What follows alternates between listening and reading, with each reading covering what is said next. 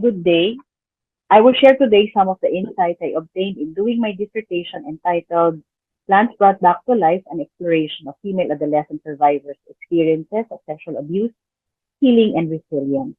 In my study, I explored the experiences of adolescent girls who survived child sexual abuse, particularly how the experience produced a potential or trajectory toward resilience. This study was conducted at the time the COVID-19 pandemic was raging. Among the consequences of the COVID-19 pandemic was an increase in cases of gender-based violence. This is according to the studies done by the Population Commission and the Center for Women's Resources in 2021 and 2022, respectively. To deeply understand their stories, I asked the following questions as guides. What was the experience like to each of the participants? How did they deal with the pain or trauma? What helped in dealing with it?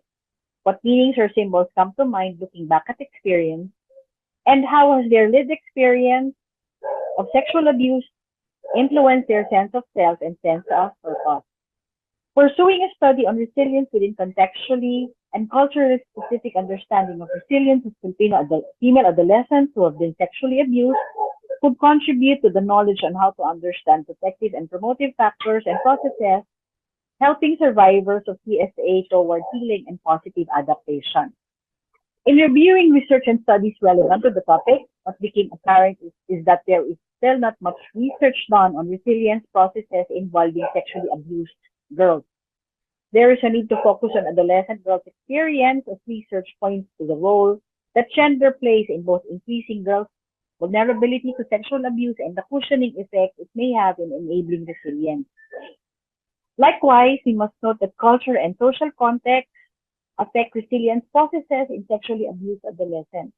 Society's patriarchal construction of masculinity, gender roles assigned to women, social inequalities, cultural practices and inadequate legal systems increase women's and girls' vulnerability to abuse, as well as impact their health-seeking behavior and recovery processes.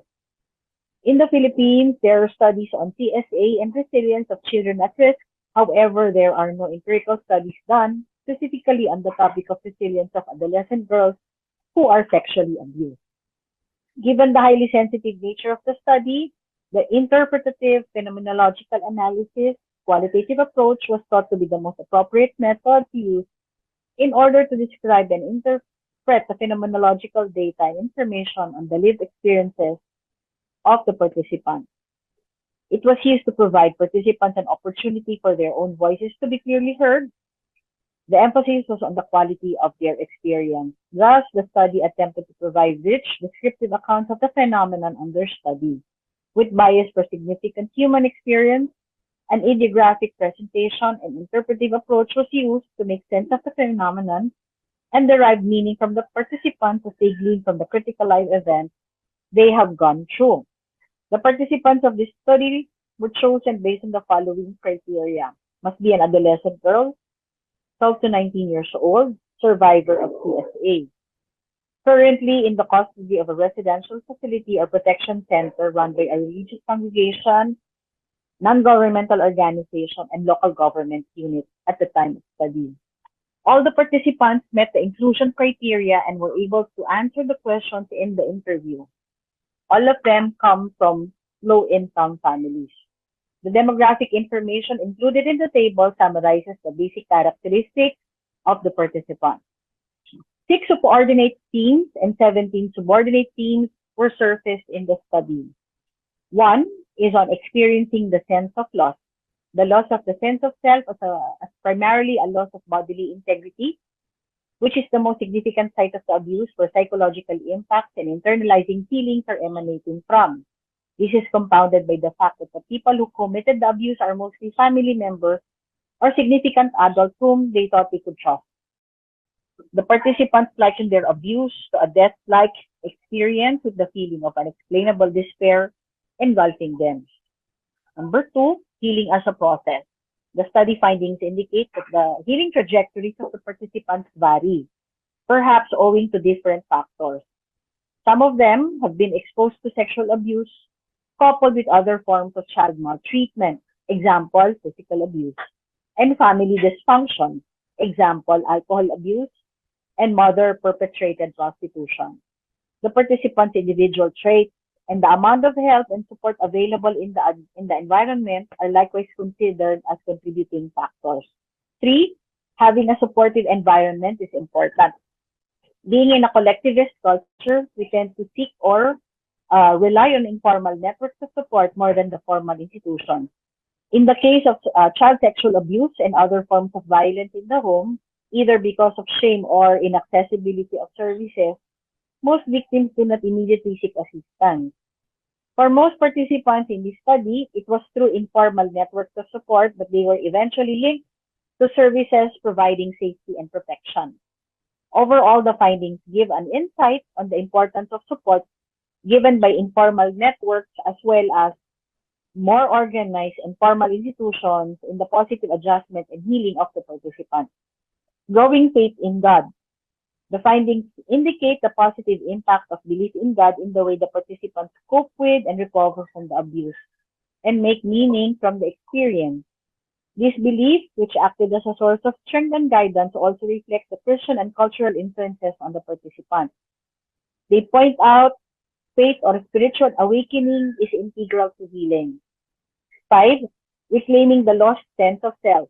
Overall, the participants are determined to make their lives better and prove the abuse does not define who they are as persons. And six, wanting to help girls like them or altruism. All except one participant expressed the desire to help girls and children like them who experience and suffer from sexual abuse.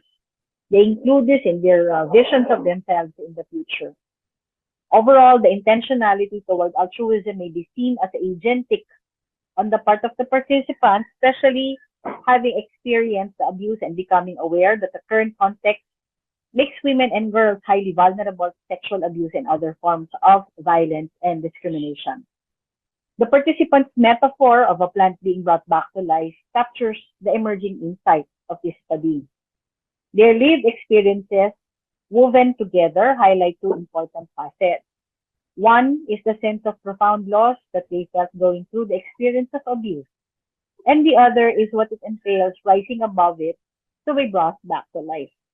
Their collective story is captured by the symbolism of a dying plant, but with nourishment from a caring environment, is desiring to bounce back to life with renewed optimism and vitality.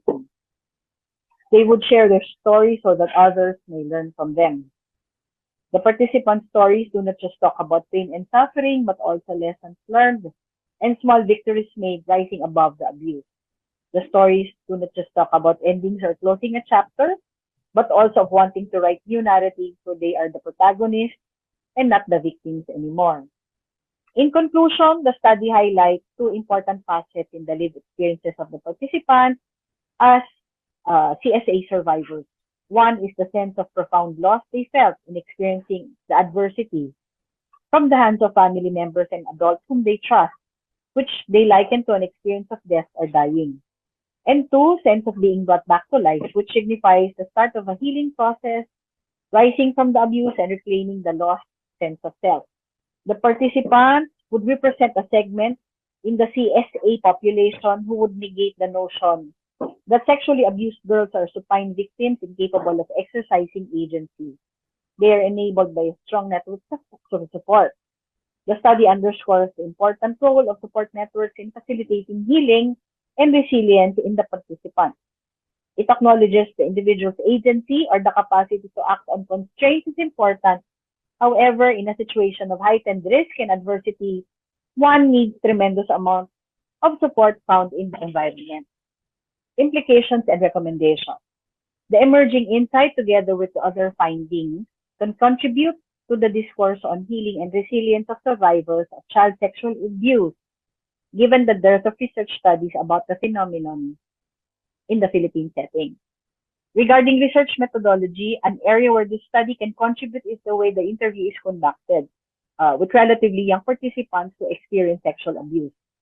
The skills and techniques applied facilitated the whole interview process characterized by warmth and compassion and solidarity with the participants. Family therapists, social workers, and other helping professionals, as well as women's and children's rights advocates may benefit from the emerging insight and other findings of the study. particularly gaining a deeper understanding of the complex emotions and sense of profound loss the survivors experience will enable helping professionals deploy interventions that will assist survivors deal with emotions and work toward positive adjustment. Finally, implications for future research. Further exploration of the sense of loss, ambiguity, and ambivalence may be a worthy undertaking. Process of healing, looking into the elements, like forgiveness of oneself.